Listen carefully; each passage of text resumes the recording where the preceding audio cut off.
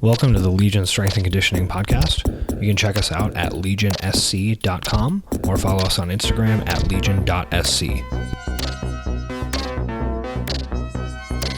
All right, so when trying to improve a specific skill in CrossFit or potentially an aspect of strength or something like that, we have a few different ways of doing that. And a lot of times as coaches, we're trying to weigh the benefits of doing very specific targeted work on something like developing a muscle up, maybe getting someone their first muscle up, improving their ability to string muscle ups together, improving the receiving position in a squat clean, something like that, versus just having someone get exposed to more of that movement over time, not necessarily in a targeted way. And essentially, whenever we're designing programming, we have to think about what are the most important things that we can be doing, because we can really only prioritize maybe 2 to 4 things per training block. So we're not going to have the opportunity to do focus work on every single thing an athlete needs to work on. And the reality is a lot of time, especially with athletes who are, researching stuff online as they often do, we end up with athletes who are really trying to come up with some sort of trick or some sort of hack or some sort of shortcut to being able to, improve their muscle ups more quickly, to be able to improve their squat clean strength more quickly. And so athletes often come to us as coaches asking like, hey, can I add in this accessory work? Can I layer in this additional program? Should I get a Mark Pro? Which, slightly unrelated, but similar instinct there. And we need to think about, okay, when do we want to give someone focused, targeted work, accessory work, etc., on a specific weakness? And when do we just need to say to them, listen, you've only been exposed to serious Olympic weightlifting for a year or less. And I understand that you saw this video about doing SOTS press and all that, but you just need to do it for literally 1 to 2 more years, and you're going to get a lot better at it, independent of what we do. So that's something that we need to consider as coaches. And I think that it's a combination of understanding how do we decide when to give focused work and when to just give exposure. And then how do we actually communicate that to athletes in a way that creates buy-in and, sort of as we're doing on this podcast, doesn't just belittle them for doing their own research and having kind of kooky ideas. Yeah, I think that there's a challenge in programming that is trying to develop the athlete over a long term, over the long term, but then as well as that, making sure that they are training in the sport and they are exposing themselves in the sport, and that can go either way. So you can get individuals who just do too much of the sport and they don't actually get the opportunity to develop things. So their sort of idea of actually doing focused work on something could be, well, I'm just going to do more metcons with this movement that I struggle with. And then the other direction that it can sort of swing towards, and this is something I think, we see quite often with remote coaching clients who take a big interest in their training is, okay, well, I've seen this and this and this online. We've had discussions around how to develop this. Maybe I should just be doing more of that. And I see this quite often with gymnastics movement, where there's almost like this reluctance to actually just go into a training situation, play around with something and fail.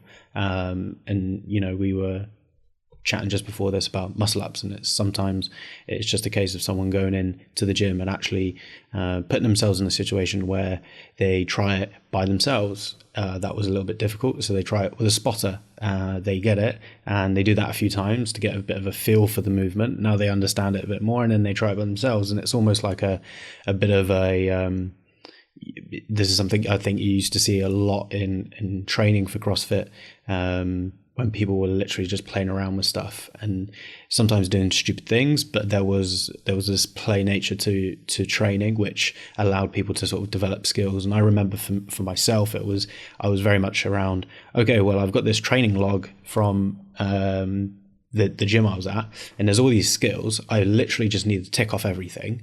And that was my Thursday session where the gym only had open gym. So every Thursday I would just try to play around with something, tick it off. And I think that the interplay between... Wait, Luke, can I interrupt you real quick and ask what the deal was with that? Was it just like you had a list and it was like pistols, muscle ups, handstand walking, and you would just try each of those movements, or what do you mean by that? Yeah, so there was like there was a couple of companies making sort of training logs for CrossFit gyms, and I think they may still do them, but it was sort of like you have your training diary section, you have your 5-3-1 strength cycle section, and then you have all these skills that you sort of tick off. And I was pretty much just like, okay, well, this gives me a bit of an idea of structure. So I did 5-3-1, I did the daily WOD, and then on Thursdays I was just trying to tick off skills and, you know, try out stupid things, butcher movements, but that was the sort of exposure to it. So at least I was getting the practice in. And yeah, just bringing it back to sort of this interplay and this balance between understanding what an athlete needs for their long-term development and their priorities, and then actually giving them enough touches on the sport, making sure that they have a toe in the sport year round, so they get a feel for it. And they understand the challenges that are going to come up, and they're exposed to very, very different situations. So they sort of have a good understanding of what might come up in the open. I mean, I remember as well, like a video, and it was, I think, Graham Holmberg and Rich Froning. And Graham Holmberg literally said, I will just do as many combinations of movements as I possibly can in my conditioning so that I actually understand what it's going to feel like. So sort of giving him that exposure, you know, to a very severe degree, and is sort of just creating all of these different variations of workouts. But obviously with smarter programming, you can identify the areas that an athlete needs to work on bigger picture. And I think what athletes need to do is, when they have these desires to sort of hit the secret skill exercise or program or whatever it is, it's sort of just take a step back, try and look at this bigger picture. Does it relate to the things that you really, really need to work on? If it does, yeah, maybe you need to do some focused work. Maybe you need to do like one session which is very, very directed, sport specific, one session which is very much more developmental and is looking to create long-term progress, which doesn't look like the sport, and then progress it over time. Or you may just need to do every other weekend on your throwdown session. You just need to have some touch on the movement you struggle with, or what it is that you feel like you need to work on. You know, say for instance, someone has a difficult time stringing chest to bars together in the middle of a workout. Okay, well, maybe you just need to do a load of workouts with different variations of it, so you have a good understanding of what your capacities are, and an understanding of what it feels like to do chest to bars with grip fatigue, what it feels like to do chest to bar when you have a real high heart rate, and just giving yourself all these different scenarios. So this is something that is obviously, generally needs to be a conversation that the coach has with the athlete. But I think athletes need to take that step back a little bit. They don't have to look at it like a coach does, but they need to take a little bit of a bigger picture view of things. Now, it's definitely what you were saying there about that skill development. When I first started in CrossFit, it was potentially that there weren't really that many coaches around where I was living in at that time. But I did the same kind of thing. Like, there was a couple of times a week where I just work on my gymnastic skills, and, you know, work on my handstand balances, work on false grip ring muscle ups, because you did false grip, essentially strict ring muscle ups, and that's how it was back then.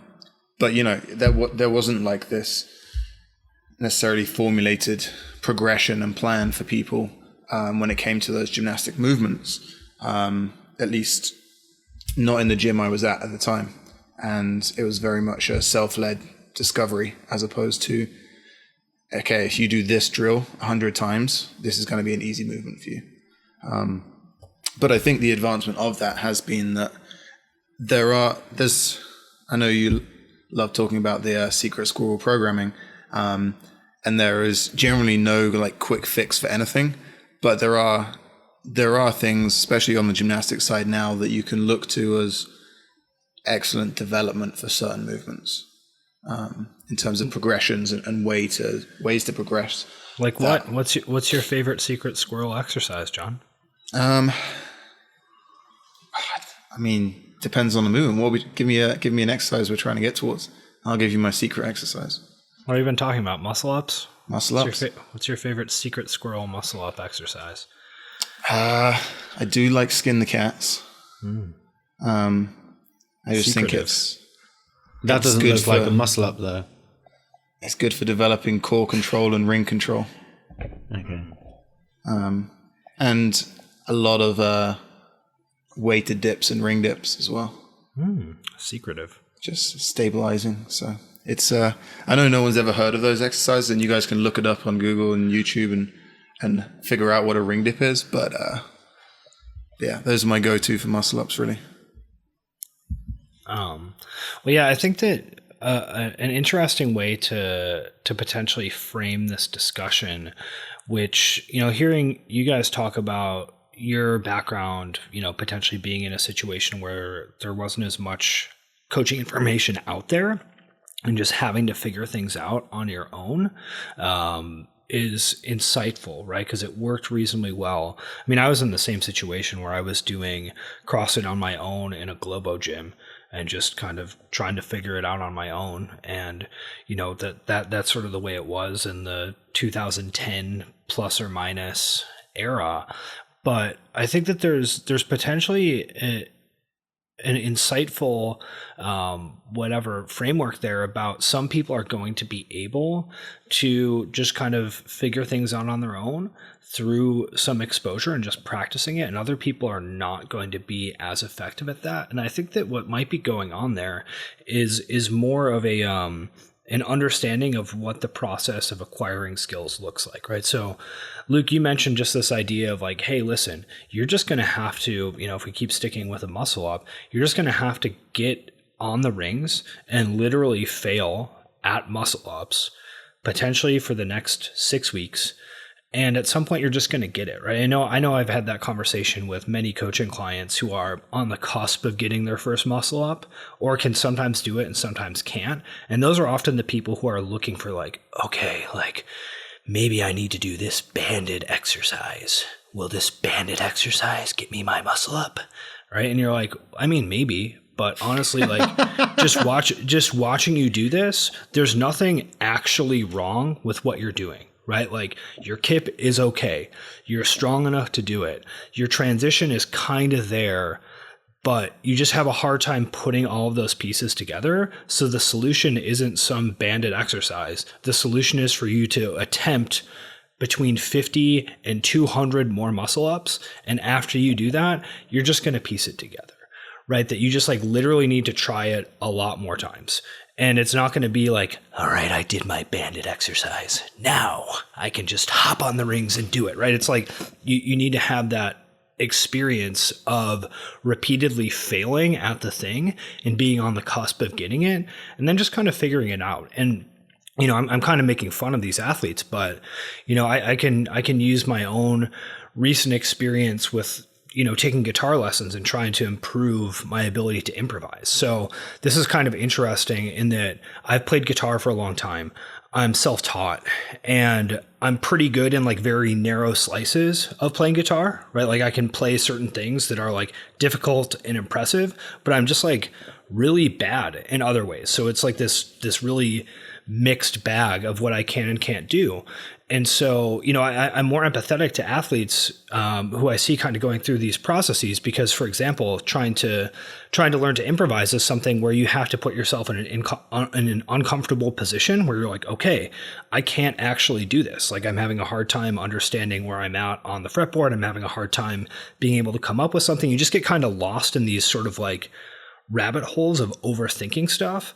And especially if you have some knowledge and some skill, it's really easy to get confused about what you need to be doing, right? So it's easy for me to try to come up with something more complicated than what I actually need to be working on, right? It's easy for me to try to play something that's too hard compared to what I can actually do. And a big part of having, a teacher who I'm taking lessons with is they're like, listen, like you're trying to do something that's like too complicated.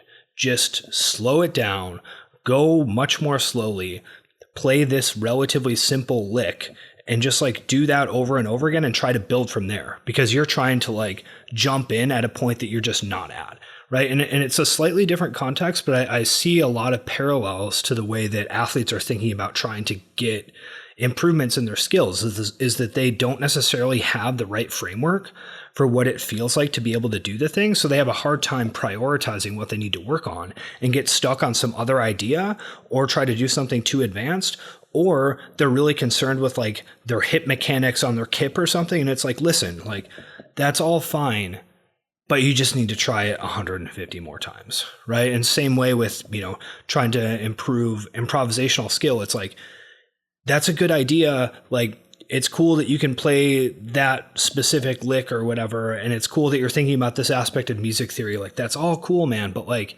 you just got to play something relatively simple and be somewhat creative with it. I'm like, oh yeah, that makes so much sense, right? And so I don't know if that example is necessarily relatable to people who don't have any experience or background in music, but I think that it's applicable in terms of just trying to get people to zoom out from whatever they're like focused on or whatever they're trying to really like dial in, and just say, listen, like pull back, just work on the thing, fail it repeatedly, and you're gonna learn based upon that.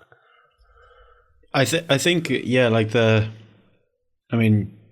sort of give another example is that, okay, I with all the breaks with COVID and stuff, I've been doing jiu-jitsu consistently for about 6 months now. And I remember I was speaking to someone, I was like, well, I need to learn all of these techniques, right? And then they were like, no, you just actually need to learn a style of how you're going to go about this. And I was like, what do you mean style? And then I was like, okay, I've sort of had this idea that you have this almost archetype perfect athlete within CrossFit who can do every skill, is very balanced within all of these areas, and I sort of was going in with that mindset. And I think that, it could come down to I think the sort of need and desire to always be able to do something that you can practice and express. It sort of comes from maybe doing people having group classes and there being like 3 different variations to a drill that people do. Beginners are going to be going through a high hang power snatch. If you are good there, you're going to do a hang power snatch from the knee. If you're good there, you're going to do a 3-position snatch, whatever it is. But like, I know that, sometimes that's what people do with affiliate programming to sort of create just buckets that coaches can put people in and just keep people moving safely and just organize a room and things like that. And then people go from that, and they used to just always being able to do something that they can actually do. And then eventually it's like, okay, well, I need to do that now with, the sport of CrossFit. And it's a little bit different. And I think with the sport of CrossFit, you sort of actually have to not necessarily figure out a game, but you're going to suck at some things, and you're going to be you'll naturally gravitate towards certain things. And you just need to be able to identify the things that, okay, I actually suck at this. This is something, I can't do pistols. Every time I do lunges, it's difficult. Every time I'm trying to do box step overs, it's difficult. So, all right, maybe I need to work on my single leg strength and stability. It is not about, everything that you have a difficult time with in training, trying to turn that into the priority for the next cycle. Because if you do that, you just don't actually create any long-term success, because you're just constantly hopping from one thing to the other. And yeah, I think it's just trying to, like as I said before, just trying to sort of take that step back, look at it, bigger picture, have a discussion with the coach, and stop looking at Instagram. Luke, what is your jiu-jitsu style? Is it tiger style? No, it's drunken style. Is a mixture of just grabbing hold of someone's gi and not letting go, and then trying to rugby tackle them, but then getting guillotined, because it's like a completely different takedown. So yeah. Did you say grabbing hold of their chi? Gi, the pajamas, yeah, basically. The butter. Yeah. Well, yeah, John, that's I know you're a Falun Gong practitioner, so slightly different framework there.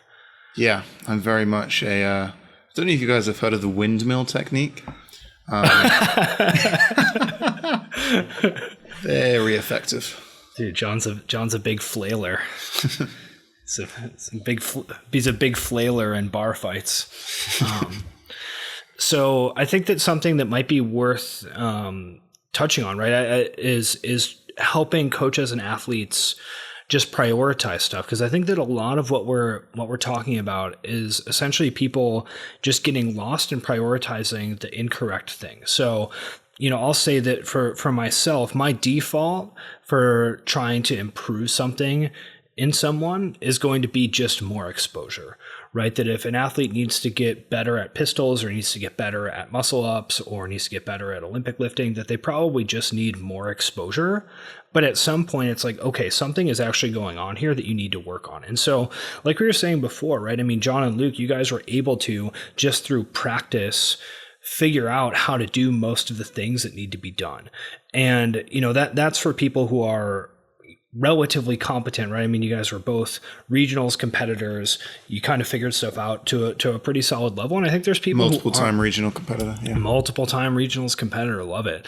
That not everyone is going to be able to do that. And what I think happens for people is that they get stuck on something, right? And it's they're focused on potentially the wrong thing, or they're having a really difficult time figuring out how to get through some sort of limiting factor. So we can use the muscle up as another example. A big problem for people is as they try to transition on the rings, that they end up continuing to pull the entire time rather than flipping their wrists over and pushing, right? And that's a little bit difficult to convey via audio, but this is one of the biggest problems I see for people who struggle to get through the rings on the transition. They just keep pulling, their elbows flare out, their wrists are hooked, and they never actually get to the point where they're on top of the rings because they think that their problem is that they haven't pulled themselves high enough, but the problem is that they haven't flipped the rings over to be able to push.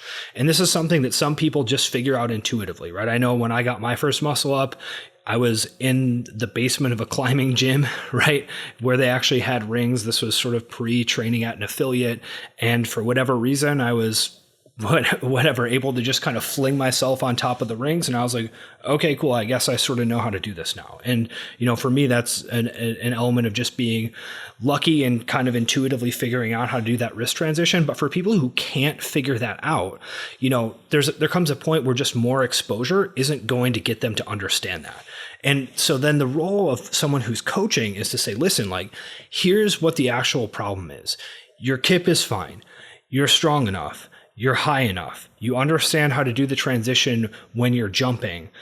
But when you're trying to do this in like an actual ring muscle up environment, you just can't figure out this wrist transition. So we need to create an environment for you to work specifically on this problem. And that's when this sort of like targeted skill work and these accessory exercises come into play. And this may be a situation like we were saying previously. Okay, maybe there is some sort of problem here where you're having a hard time controlling your scapula in extension. Maybe we need to work on something like skin the cats to figure that out. Okay, so let's work on skin the cats, and then we need to really try to target this wrist turnover. And then if we can get you to figure out how to do this, all of a sudden we might be able to make progress in the ring muscle up. So the way that I think that might be useful for coaches and athletes to think about when should I just get exposure and when should I do targeted skill work is default is exposure.